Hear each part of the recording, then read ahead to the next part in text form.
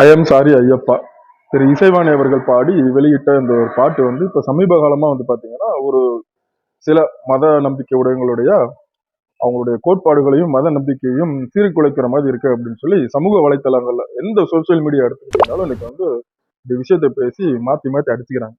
இல்ல எதனால அப்படின்னா அந்த ஒரே ஒரு பாட்டுனாலதான். இது நான் இசைவாணிக்கு அப்படின்னு சொல்ல வரல, காமனா எல்லாருக்குமே சொல்றேன். ஒவ்வொரு மதத்தை ஃபாலோ பண்றவங்களுக்கும் ஒவ்வொரு விதமான மத கோட்பாடுகள் இருக்கும், மத நம்பிக்கை இருக்கும். அது அவங்கவுங்களுக்கு சம்பந்தப்பட்ட விஷயம்.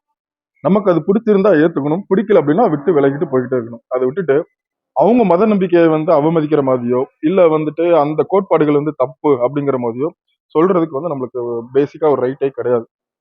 நம்ம நமக்கு என்ன என்ன பெஸ்டா இருக்கோ அதை பண்ணிட்டு போயிட்டே இருக்கணும்.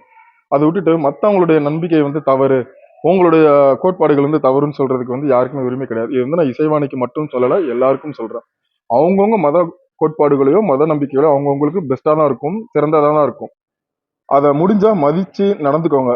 அதை முடியலையா இல்ல பிடிக்கலையா விட்டு விலகி போய்கிட்டே இருங்க. அதை விட்டுட்டு நீ செய்யறதெல்லாம் தப்பு, உன் மதத்துல நடக்கிற அந்த விஷயங்கள்லாம் தவறான விஷயங்கள், நீ வந்து தப்பா சில விஷயங்களை ஃபாலோ பண்றீங்க, இதெல்லாம் இப்படி கிடையாது அப்படின்னு சொல்றதுக்கு யாருக்குமே உரிமை கிடையாது. இது வந்து எல்லா மதத்தினருக்கும் எல்லா சமூகத்தினருக்கும் உண்டான ஒரு விஷயம் அப்படின்னு நான் சொல்ல வரேன். எந்த மதமா இருந்தாலும் பரவாயில்ல, தயவு செஞ்சு ஹர்ட் பண்ணாதீங்க. நீங்க ஒரு பாடல் எழுதணும், பிரபலமாகணும் அப்படின்னு நினைச்சீங்கன்னா சமூகத்துல இருக்கிற மத்த ஏதாவது விஷயத்தை பத்தி பேசுங்க. ஒருத்தவங்களுடைய உணர்வு சம்பந்தப்பட்ட விஷயமோ ஒருத்தவங்களுடைய நம்பிக்கை சம்பந்தப்பட்ட விஷயமோ ஹர்ட் பண்ற மாதிரி இருந்துச்சுன்னா யாருனாலும் கோவப்பட தானே செய்வாங்க. இன்னைக்கு சோசியல் மீடியா வந்து பாத்தீங்கன்னா ஒவ்வொரு இடத்துல 2 3 குரூப்பா வந்து பிரிஞ்சு அடிச்சுக்கிறாங்க, சண்டை போட்டுக்கிறாங்க. சொந்தக்காரங்க, ஃப்ரெண்ட்ஸ் இப்படின்னு யாருமே பாத்துக்க மாட்டேங்கிறாங்க. இந்த ஒரு பாட்டால இவ்வளவு பெரிய பிரச்சனை அப்படிங்கிற நினைக்கிறப்போ ஒரு சின்ன ஆதங்கம் வந்துச்சு. அந்த ஆதங்கத்தை வெளிப்படுத்துற விதமா தான் அந்த வீடியோ கூட நம்ம வந்து போட வேண்டியதாயிருச்சு அவசர அவசரமா. ஏன் அப்படின்னா ரொம்ப எனக்கு வந்து மத நம்பிக்கை அந்த ஹர்ட் எல்லாம் எதுவும் எனக்கு ஆகல. நான் வந்து பொதுப்படையா பாக்குற ஒரு பர்சன். பட் இருந்தாலும் சில பேர் வந்து சொல்லும் போது வந்து பாத்தீங்கன்னா நமக்கே என்ன தோணுது அப்படின்னா எதுக்கு நமக்கு இந்த வேலைலாம், இது நம்மளுக்கு தேவையா?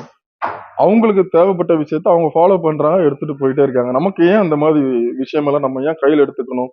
அதை ஏன் வந்து பப்ளிசைஸ் பண்ணி சமூக வலைத்தளங்களை வந்து ஸ்ப்ரெட் பண்ணி இந்த மாதிரி வந்து பண்ண வேண்டிய அவசியம் இல்லையே அப்படிங்கிறது தான் என்னுடைய நம்பிக்கை. எந்த மதத்தினரா இருந்தாலும் தயவு செஞ்சு மத்த மதத்தினுடைய கோட்பாடுகள் நம்பிக்கை பிடிச்சிருந்துச்சுன்னா பாராட்டுங்க, ஏத்துக்கோங்க. பிடிக்கல அப்படின்னா விட்டுருங்க.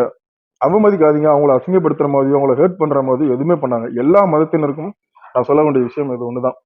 நான் எதுவுமே தப்பா சொல்லல அப்படின்னு நினைக்கிறேன். இது வந்து அந்த பாடின அந்த பாடகிக்கு மட்டும் இல்ல, எல்லாருக்கும் காமனா நான் சொல்ற விஷயம் தான். ஸோ ரொம்ப நன்றி. தேங்க்யூ.